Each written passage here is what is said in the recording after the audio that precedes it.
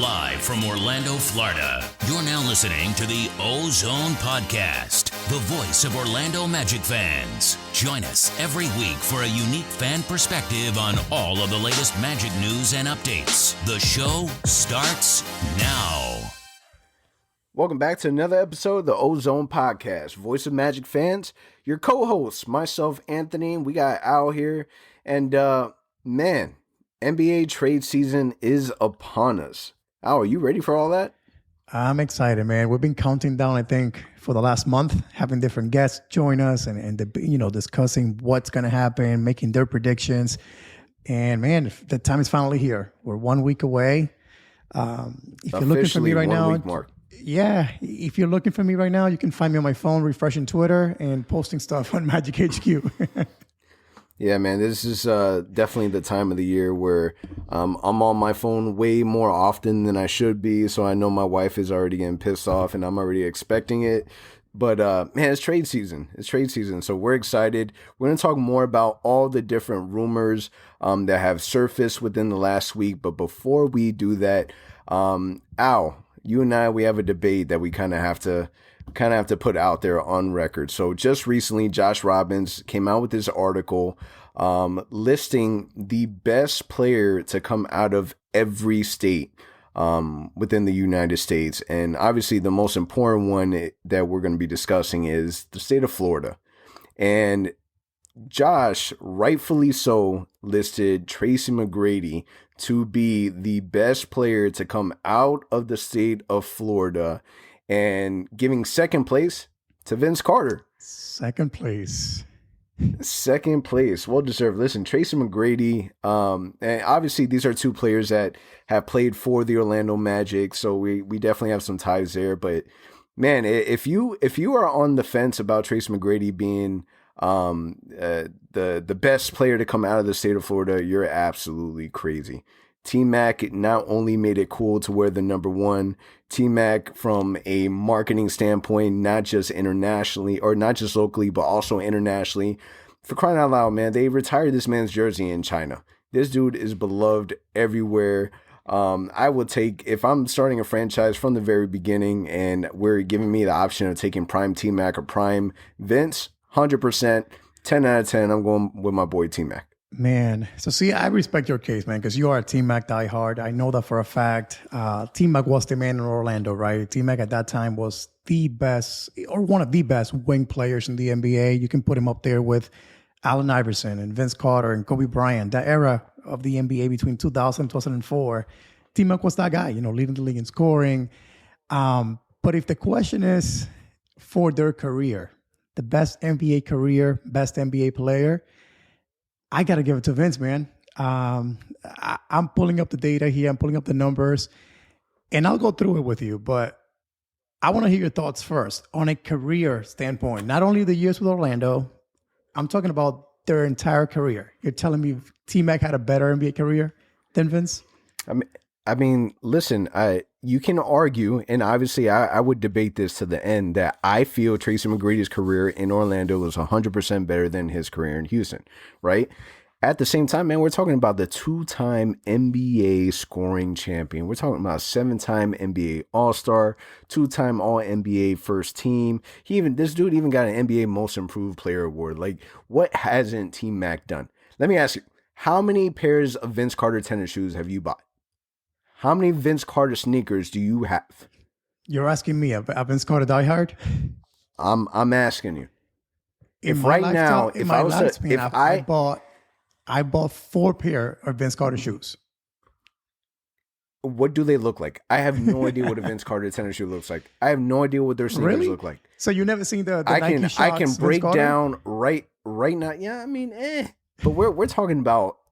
I'm talking about T-Mac made Adidas cool to wear again.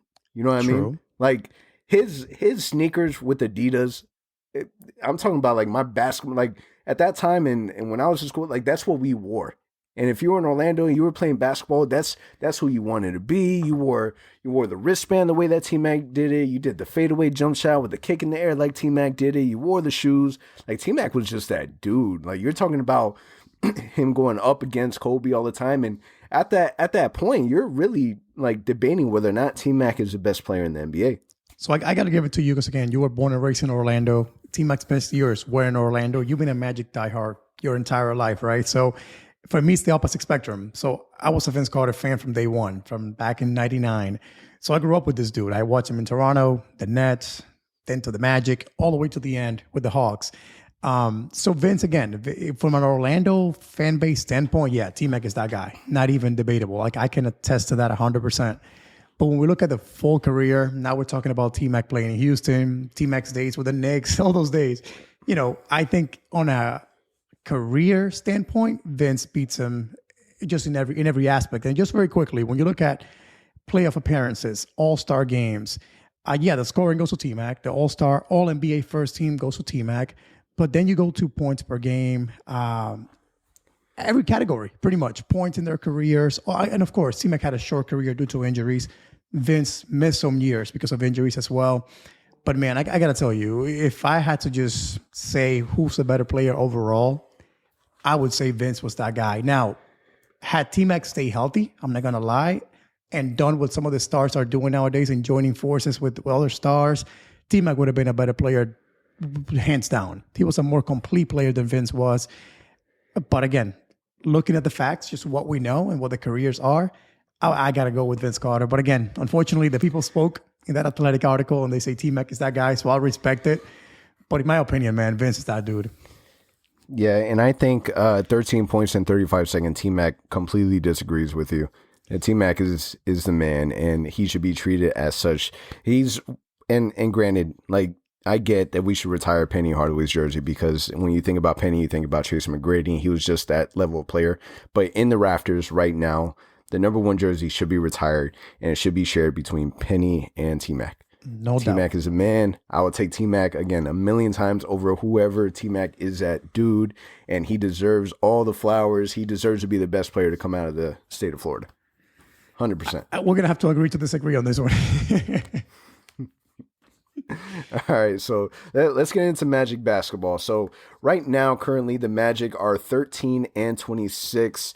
We are on a 8-game losing streak, just depending on what level of the spectrum that you are on. That could either be a really good thing or a really bad thing. Right now, the Magic are holding the 14th place in the East, and man, it's been tough because if you are a diehard fan, as much as you want the Magic to have a really good draft pick, you're still rooting for the team. You never want to see your team do bad, and it's been tough, man. We lost against the Miami Heat on Thursday. Friday, we lost against the San Antonio Spurs. And then Miami, again, that was a game that you and I actually went to live, and it was a close game, but we ended up losing to Miami as well that day.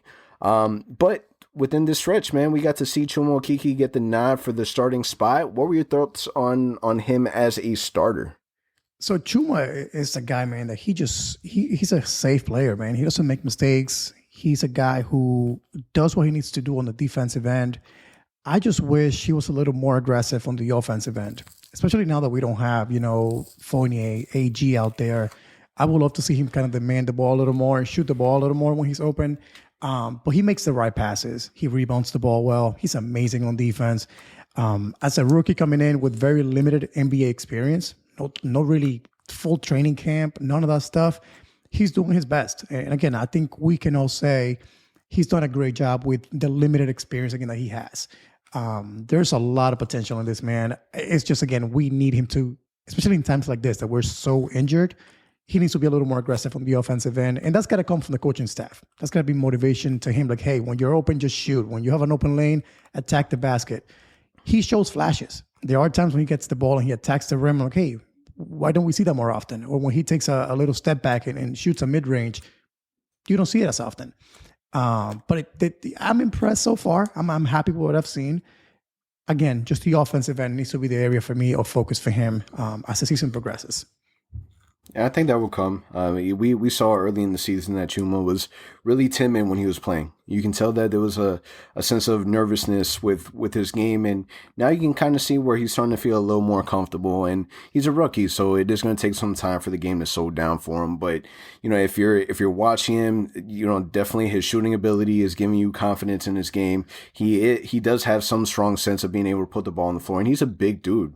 He has a really good size for the NBA, and you can tell that the team really, really rallies around him. They want him to do well. Now, the Magic played against Miami twice within that week, and Eric Spoelstra had this to say about Nikola Vucevic, saying that it feels like you're looking at the modern day Dirk Nowitzki. Is that accurate? Like, do we believe that? You know what's funny? So I've had the same thought myself as I've seen Vooch evolve, especially this season, that he has been so amazing when he's had those 40-point games. I've sat and thought, like, who does he remind me of? Who is he playing like? Who have we seen that has played that style of basketball before? That 7 feet tall player shooting threes, little fadeaway mid-range shots. I'm like, man, like, yeah, you can see glimpses of it, not even close to the player that Dirk Nowitzki was. The impact that he had on the Dallas Mavericks, not in that sense, but just if you look at the way that he is playing in the position that he plays. He's a center, but he's looking more like a power forward out there these days, shooting threes again and just killing it from the mid-range. So to some degree, I can believe it. I've had the same thought myself. But yeah, when it comes to the impact on the team and the winning, especially part of it, not so much. They need to stop comparing Euro players with Euro players. To me, you can't call on Nikola Vucevic Dirk. It's just that one, that's disrespectful to Dirk, and then two, that's just disrespectful for Nikola. They don't even have, in my opinion, they don't have similar games. Nikola Vucevic deserves to be Nikola Vucevic. Let that be that, and that's it. Move on. Don't compare this and that. Don't do that, because they definitely have very, very different games.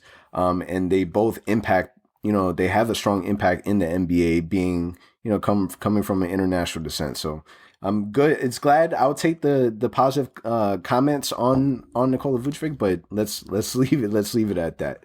Now, with these games today, Josh Robbins had announced that Aaron Gordon and Fournier will be playing in tonight's game against the New York Knicks, and they're going to be put in the starting lineup. So that's interesting to see, because these are players that have kind of struggled with injuries, and with the trade deadline being so close, it's a little bit of a risk, but we're going to talk more about that in a few moments.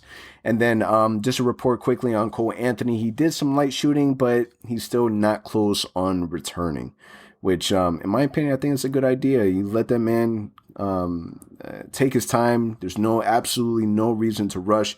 As much as we want this man to be on the court, to be able to gain that experience, with that type of injury that he had in the top portion of his rib area, from my understanding, is going to take a little longer than a standard rib injury. So, take your time. Yeah, 100%. When it comes to call, play it safe. You don't want him to come back early and re-injure himself and make it worse. So let's let that play out. I mean, like you said, we all want to see him play. It's a great opportunity now to get minutes, shoot the ball as many times as he wants to, really. But we get it. His health comes first, and we care about next season more than anything at this point. What I find interesting with this whole injury situation is, so Terrence Ross is one guy who is not playing tonight. But yet, he played on Sunday against Miami and did amazing. He dropped over 30 points, shot the ball extremely well. So we're kind of seeing this weird thing with the Magic where a guy is hurt, but then he's not, but then he is. Reminds me a bit of the Houston Rockets with Oladipo, which they play him one night, second half of the back-to-back, he's not playing, which we all know. They're saving him for the trade deadline. They just want to make sure that he's in shape and he can show those teams that are interested that, hey, I can still play. So what do you think? Do you think there's anything related to the trade deadline, the fact that the Magic keep kind of flip-flopping the players, or do you think that's just unrelated and they've been they've been hurt? I don't know. With the Magic, you really don't know. It honestly could be both things, and it honestly could be none of those things. You would imagine that if you've had players that have been injured and they've been out for a little while, and if you're trying to be more precautious and you don't want to rush anything, but you know that they're healthy enough to play, but you want to reserve them for the trade deadline. What better way to show that these players are healthy enough to be able to help a team now than to play him, a couple games before the NBA trade deadline. So maybe. I mean, is it a risk? Absolutely, man. Can you imagine if Evan Fournier gets hurt right now with his back injury and he's out for the season because he decided to, go for a play, whatever case may be? It's a tough situation, but I mean, that's the league. That's the NBA. That's kind of how it goes. Yeah. I mean, what I find interesting is that Clifford before the game was saying that they were going to try to play. So that tells me like you're not really 100% healthy. You're going to see how it goes in warmups and then go from there. And Ross was listed as questionable too, like the other guys were, like Fournier and Gordon, and he's not playing. So, it's strange. And then we play tomorrow against Brooklyn here at home. So they're going to play tomorrow. So it's going to be interesting to see how this week goes along. We have a ton of games. I think we have, 5 games before the trade deadline. So it'll be interesting to see how Clifford and the team manages the injuries and manages these guys who, as far as we know, and we'll talk about that here pretty soon, all these guys have been mentioned in trade rumors. So it's going to be interesting to see how they handle that. Yeah. All right. Good. So we got all that stuff out of the way. Now it's time for us to talk about what has brought us here today and what the people want to listen to. Trade rumors. And there has been a whole lot within this last week. And it honestly feels like, NBA trade deadline is really centered around the Orlando Magic because out of every other team, everyone's talking about this, man. There's so many different things that can possibly happen.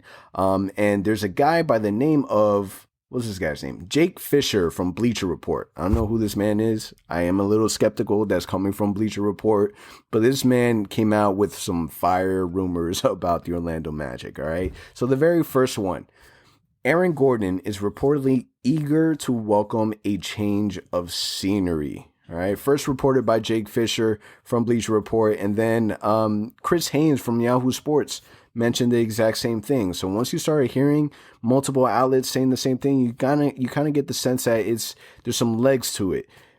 AG is reportedly eager to welcome a change of scenery. What do you take from that? I think it's warranted. I think if you're Aaron Gordon, and I'm going to try to put myself in his shoes, this man, again, has played here 6-7 seasons now, has not really fulfilled his potential. And not only that, but the last 3 to 4 seasons, any trade deadline, any offseason, his name's always up there in trade rumors. I would think, if that was me, that I would want some consistency in my life. I would want to go to a city that, hey, maybe I can settle myself again and reinvent myself in that new team, in that new city. So maybe that's where that's coming from. This guy has really been in the rumors, especially the trade last season, the trade deadline, the draft, and then now again. So I think there's some truth to that. I also don't think he's demanding to be traded. It's just a matter of, hey, if they trade me, they trade me at this point.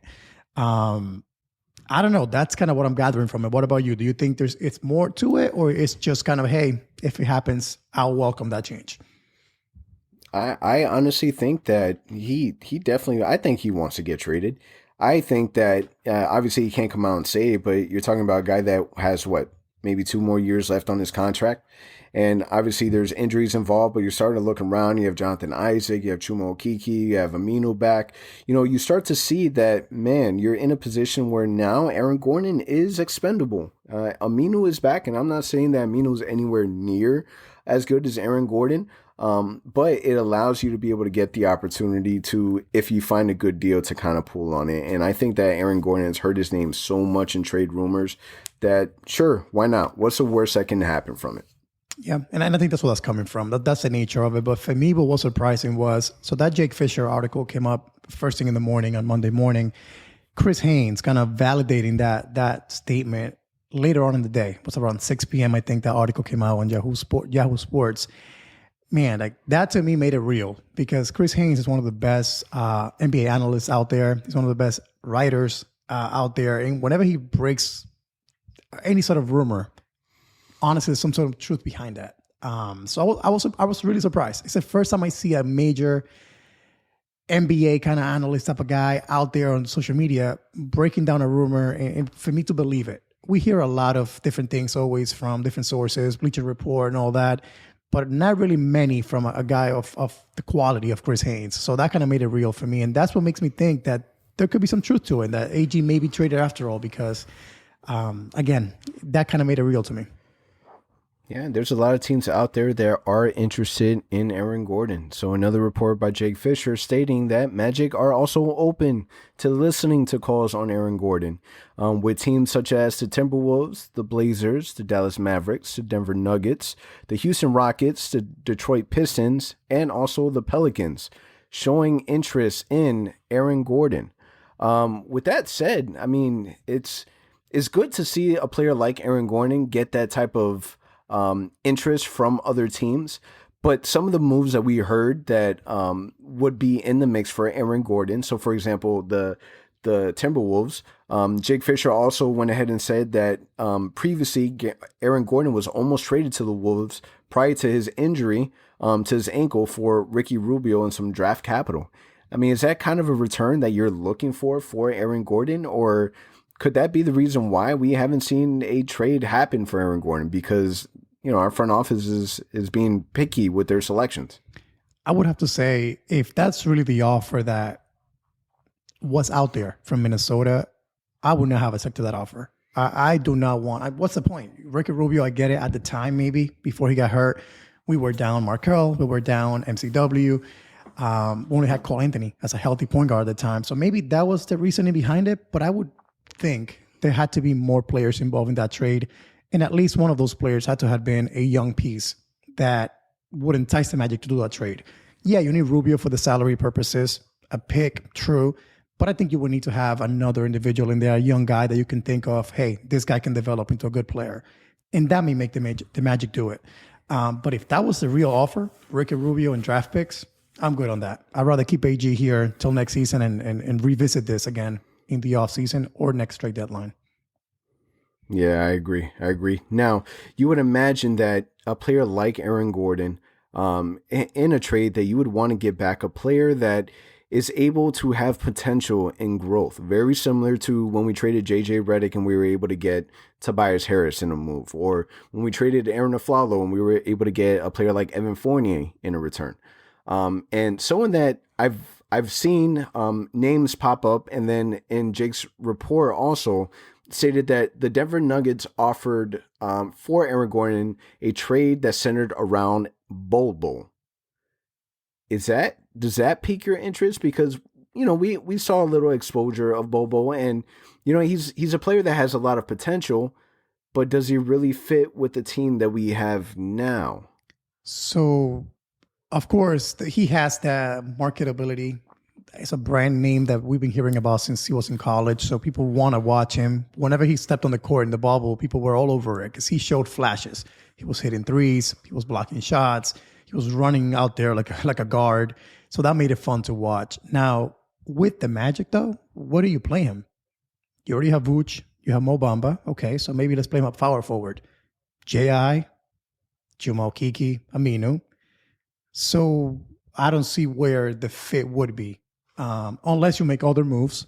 But I don't think any of those other guys that remain with the team would get traded. I don't think Vooch, Mo Bamba, Isaac, or Okiki are going to get traded this trade deadline or in the offseason. So I don't know. I mean, it makes sense from a player that you can develop standpoint, but it doesn't make sense as far as a fit with the Orlando Magic at this moment. Unless you're saying to yourself, Mo Bamba is not that dude. We want to use Bol as that guy that we want to develop as the backup center for now behind Vooch. That may be a vision behind it, but I don't see it from my perspective. Yeah, it's tough because it's not like we need more big bodies on this roster. Even if you're able to trade a player like Aaron Gordon, and Josh Robbins had said the same thing. You're hoping that you can get a return on a solid wing player. You want to be able to bring in at least a player that can shoot. A legitimate shooting guard. Bring in a shooting guard that can shoot so that you're able to replace Evan Fournier. That's really what you're looking for when you're moving Aaron Gordon. Now, Houston, they're showing a lot of interest in Aaron Gordon also. And it's been reported that whatever happens with the whole Oladipo situation, they want to turn into Aaron Gordon. So in essence, they're trying to take Victor Oladipo and see if Orlando might be interested in doing a swap. Oladipo, is that something that you're here for? Do you want to see Orlando back in Orlando? So I think there's a misunderstanding in the Magic fan base. I've seen this a lot on Twitter. Our IG post on the Magic HQ blew up as well. People started reading this line as Oladipo for AG. The way I'm understanding it is more like they're trying to flip Oladipo for anything they can get, picks, a young player, whatever it may be. And they're hoping the Magic will like those assets to then flip it to the Magic. That's kind of the way I'm understanding that sentence, the way it was explained. Is they're trying to turn the Oladipo situation into AG. So say Miami offers them a couple of picks, expiring contracts, and whatever. They're trying to take some of those picks, that expiring contract, and maybe a young piece, and add it to that package for AG. I would not think the Magic would be interested in Oladipo. He's a free agent. So essentially, you're back to the Fournier situation, having to deal with paying him in the offseason. The only way you make that flip as a wash, Gordon for Oladipo, is if Oladipo says to you as a team, hey, I will resign with you in the offseason, and I will do so for a decent amount of money, which I don't expect that to happen.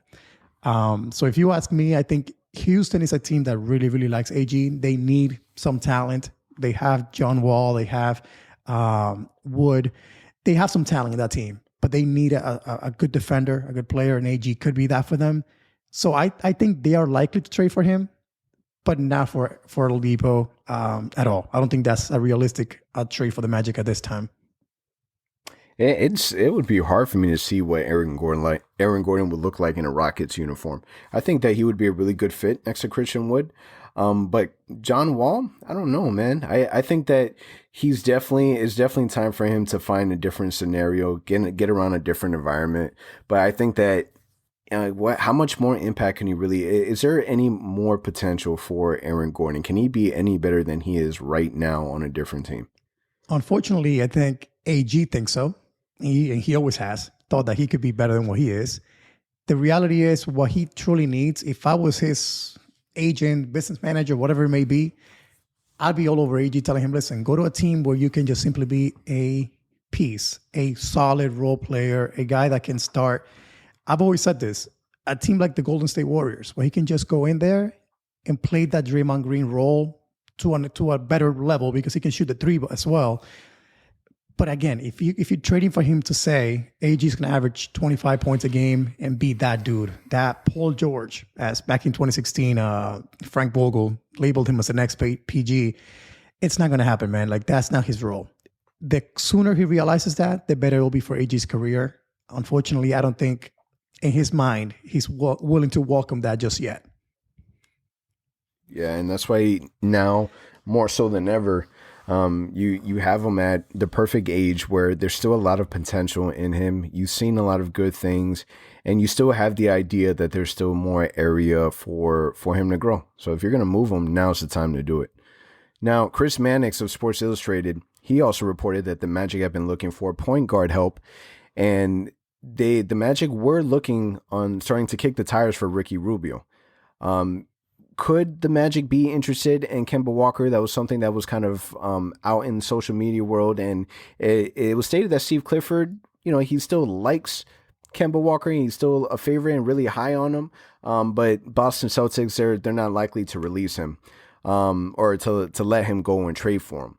But he did mention that rival executives believe that only Jonathan Isaac and Markelle Fultz are the only ones on the team that are considered untouchable, meaning that Nikola Vucevic might actually be on the market despite, other reports saying that we wouldn't trade him. And I agree with that. I agree with the fact that I think Vuce is on a we're willing to listen mode. Like, we're willing to take your call and just see what you can offer for him. Are we actively shopping him? I don't think so. Are we realistically expecting him to be traded by next Thursday? I don't think so. But you might be gathering information to then in the offseason say, hey, you offered us this, and that back in March. Are you still looking to offer that to us? Or maybe next in the year, in the trade deadline, say, hey, that's an offer you made us last year. Could we go back and revisit that again? But regarding the point guard situation, I mean, again, the whole Ricky Rubio thing, I think maybe at the time when we had some playoff hopes, Markelle had just gone down. Maybe then we had shown that interest. And regarding Kemba, man, I don't think the Magic want to go into that at all. Again, we have Fultz, we have Cole Anthony. Why? I don't see the reason behind it unless you're thinking to yourself, Fultz is not the point guard of that long-term position for you, and you're trying to just kind of speed up the process and get Kemba here. But his contract is way too much for us right now. That wouldn't make any sense. And in the only way scenario you can kind of make that happen is if you get Vucevic in a Celtics uniform, I would think. So then what's the point? That wouldn't really help us. So yeah, I wouldn't think that has any reality behind it.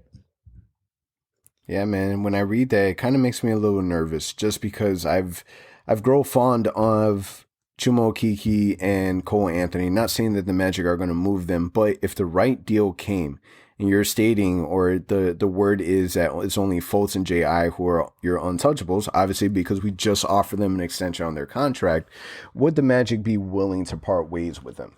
And the answer might be yes, if the right deal comes around and they're the only ones that are considered not, the untouchables.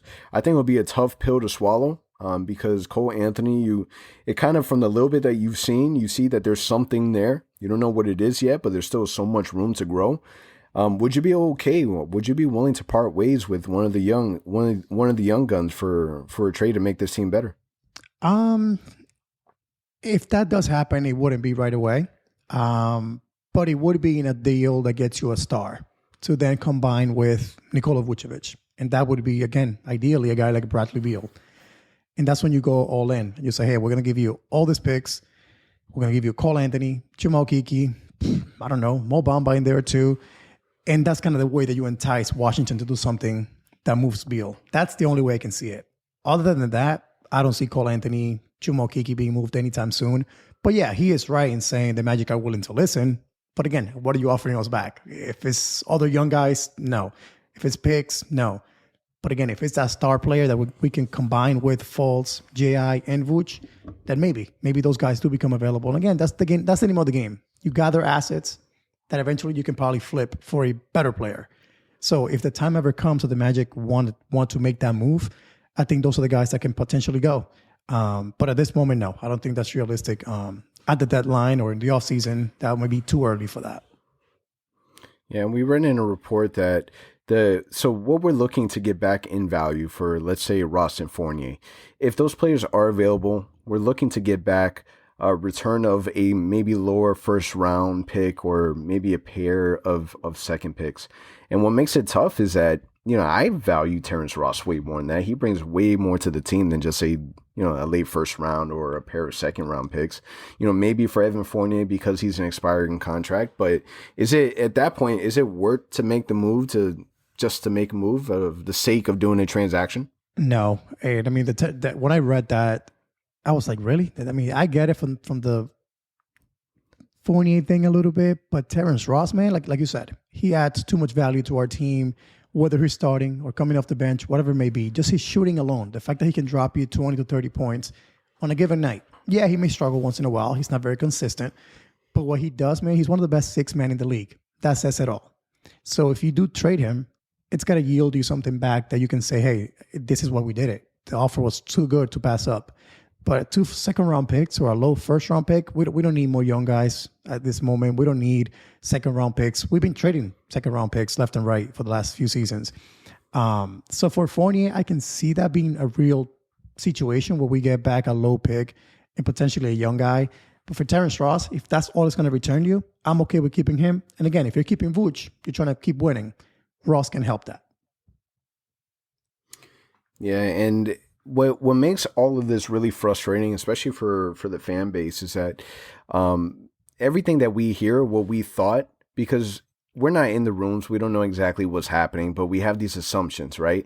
And the assumptions, they become real once we start hearing reports that, this is actually how the front office is really conducting themselves.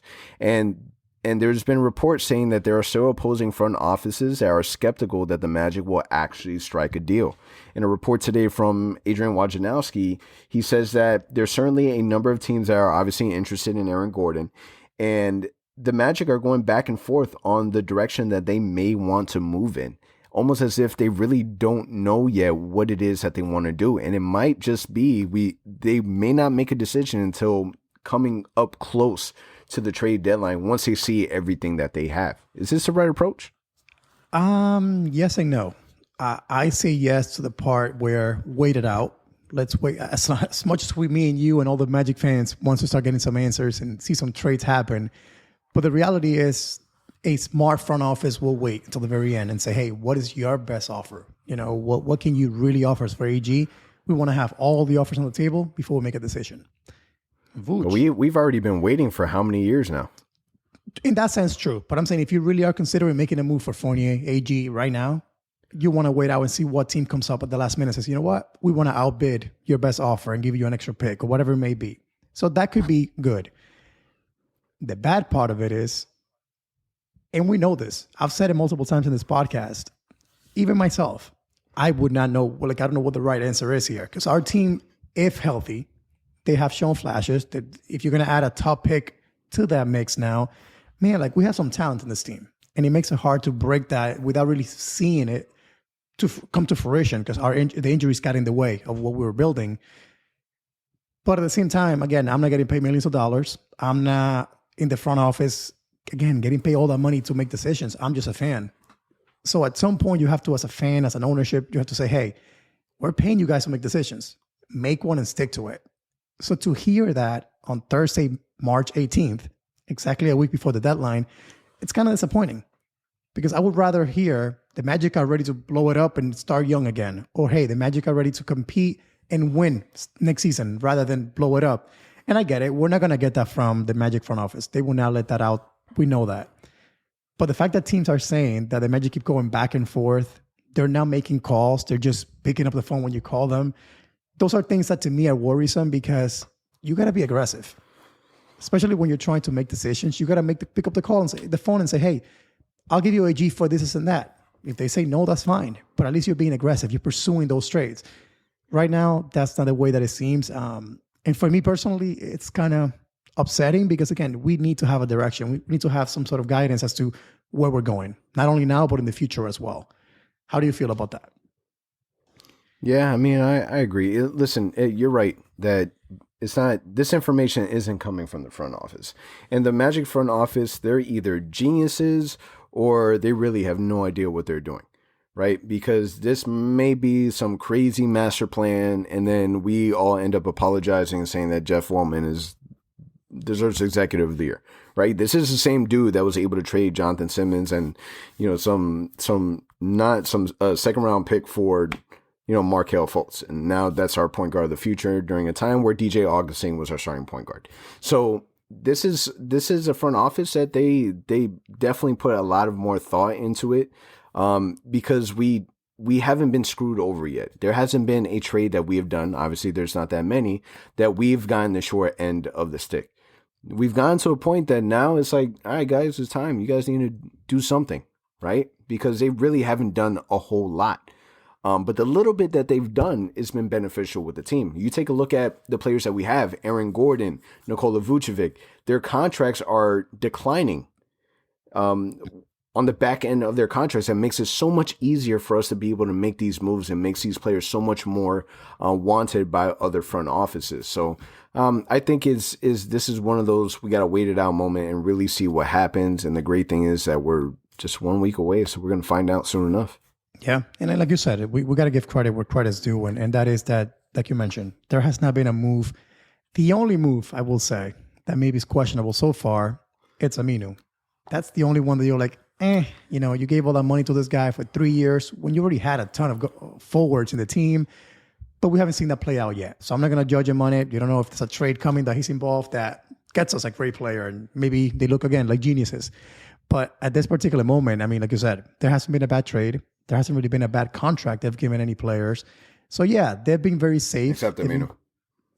Huh?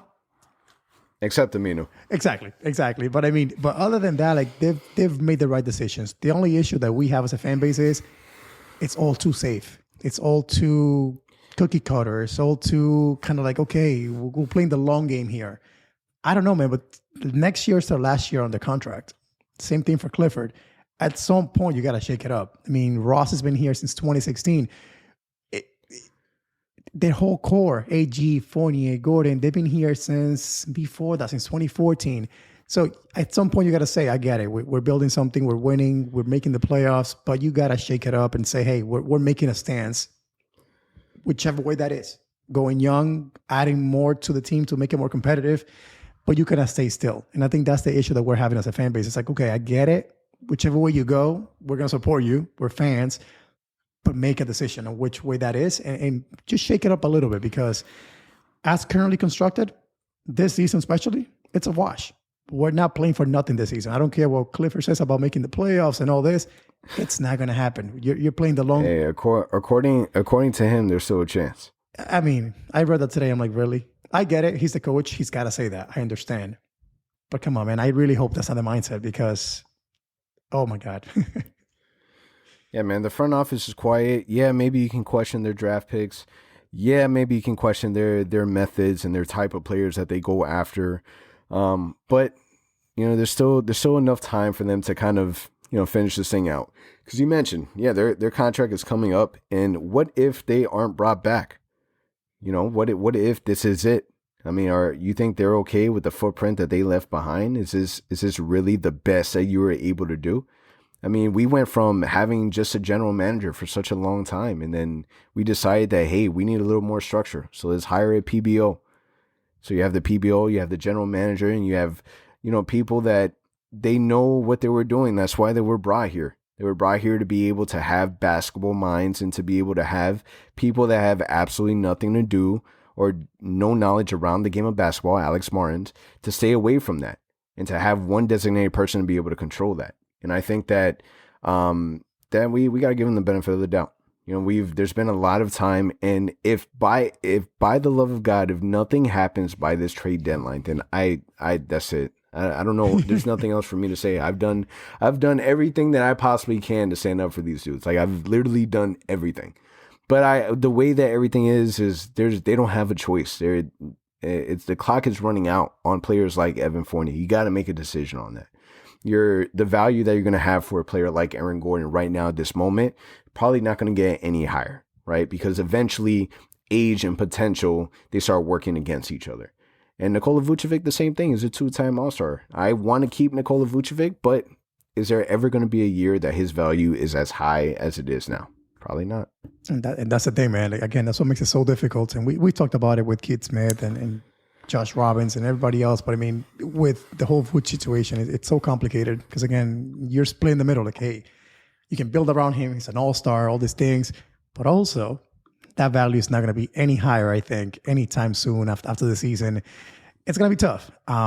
But now that you mentioned Alex Martins, did you get a chance to read the article on the Sentinel where he talked about the team being injured? They still believe in the team. They still, next season, they're going to bounce back. That kind of worried me a little bit because that's saying the ownership believes in what they have currently. So that made me question. Did they make a move? It's confusing because, like, dude, Jeff Wellman isn't even coming out talking about the Magic. So why is he? You know what I mean? Exactly. He's the one guy that we don't want out there talking about basketball. You stick to what he's good at, doing the business side, leaving the basketball side alone. Stick to the business side because according to him, we're still going to win a championship in 2030. Like, don't mention anything more about what's going on the day-to-day basketball portion. If you believe that the team would be a lot better when healthy, I agree with you 100%. Keep that to yourself. If Jeff Wellman isn't saying anything as a president of basketball operations, then I really don't want to hear it. I saw it came up on my feed and I didn't read the article. I read the title of it and I swear to you, I didn't even bother.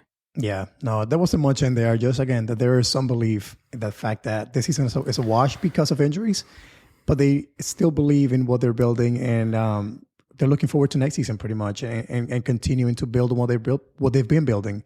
But then again, that made me as a fan question, wait, AG's out there, Vooch's name's come up, Fournier's name has come up in many, many trade rumors. So what are you saying? Do you like what we got? So are we going to stay put again?